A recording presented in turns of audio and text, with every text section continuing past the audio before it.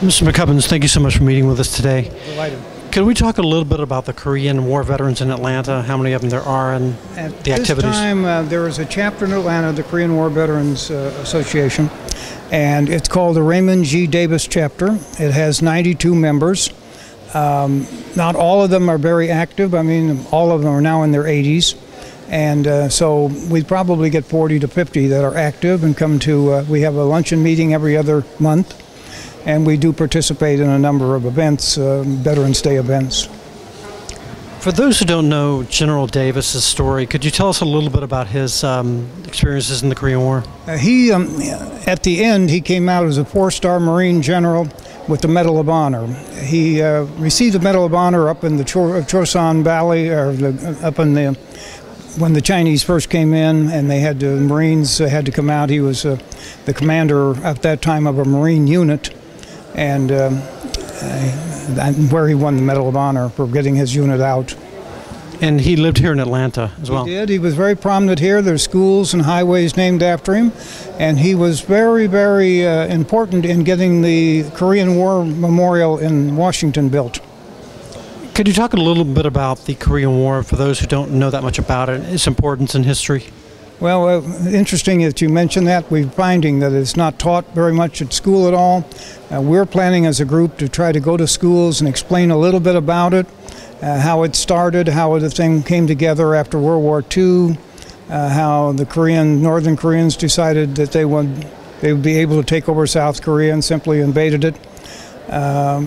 President Truman sent American troops, got the UN to send troops, 16 nations sent troops to fight in Korea, and eventually we never have had a treaty signed, a peace treaty signed. It's just simply a ceasefire. So we're actually still at war, so to speak. And I think a lot of people don't understand that we were actually at war with China at the time. No, I don't know that we were actually at war with China, but China sent troops in to help North Korea. And of course we were fighting the Chinese troops that came to help the North Korean troops. So. From your experience as a soldier, how was the Korean War different from World War II and Vietnam War, other wars? Well, having only been in that one, I can't really tell you, but it was a very, very tough war. The terrain was very bad. The weather was just unbelievable. They had the coldest winter, I think, in their history to that time, and we had a lot of troops we lost through frostbite and through that type of injury also. Well, the war was successful in the sense that it saved South Korea as a free capitalistic society. Right, we feel very strongly about that. And the South Koreans are very, very nice to us. They're very happy with what we were able to do for them, and as all you have to do is make a tour now of Seoul and see what they've turned the country into. Because when we were there, there was nothing there.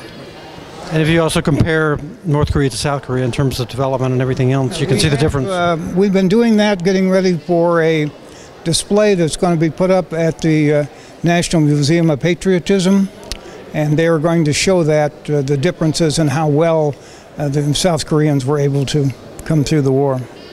And then, of course, we're still dealing with issues with North Korea, nuclear issues and other issues. We still have a number of troops over there. And that is still a serious problem. Do you know, is there any reason why the Korean War is not as high profile as some other wars in terms of the American public today? I think primarily we had just gotten out of World War II, and I think everybody was done with it. You know, they just didn't want to think about war anymore.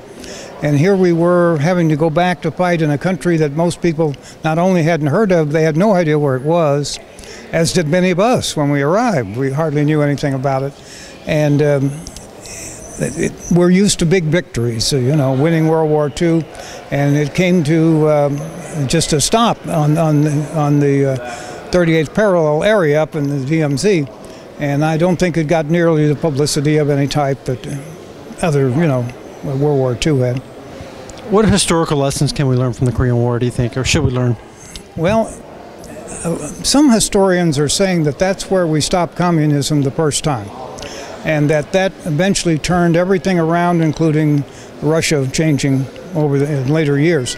I'd like to think that we did stop the aggression, and it has changed, I would think, had made a major change in world history.